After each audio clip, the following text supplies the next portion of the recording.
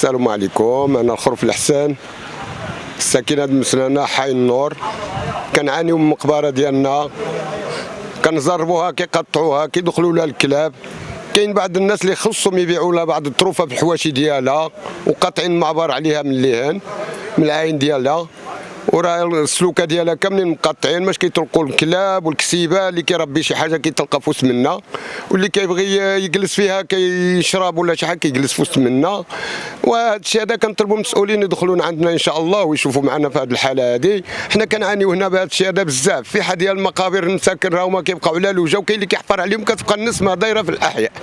كنعانيو من هذه المقبره هذه من كثره الازبال والكلاب الضاره كتدخل لها كتجبد بنادم يلاه كيتدفن كيبقاو كيحفروا عليه وشنو نقول لك، والاطفال كيدخلوا الباب ما كاينش، الشباك ما كاينش العساس ما كاينش، التعقيم ما كاين حتى حاجه.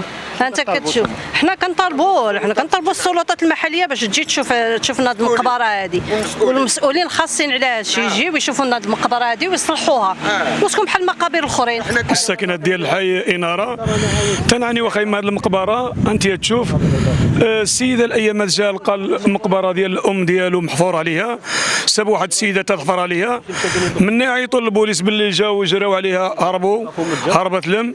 ودابا تنعانيو من المقبره بزاف.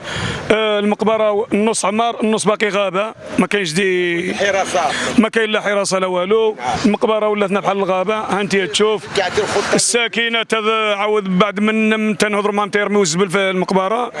والله يهدي الناس، ماشي اللي بنقول لك استاذ. اي والله. اما المقبره لا ولاتنا غابه هنا، انت تشوفها المقبره ولات غابه، ولا شي يدخل من هنا شي يخرج من هنا، ما عندهاش عاملين الكورنيش يدوزوا ما يبغاو. الجهه ديال هاد الناس هذا هما اللي داروا هذا الزرب هذا، والمحسنين عطاونا الباب، والجمعيات انت شفتيها يهضروا ما كاينش يتكلم باش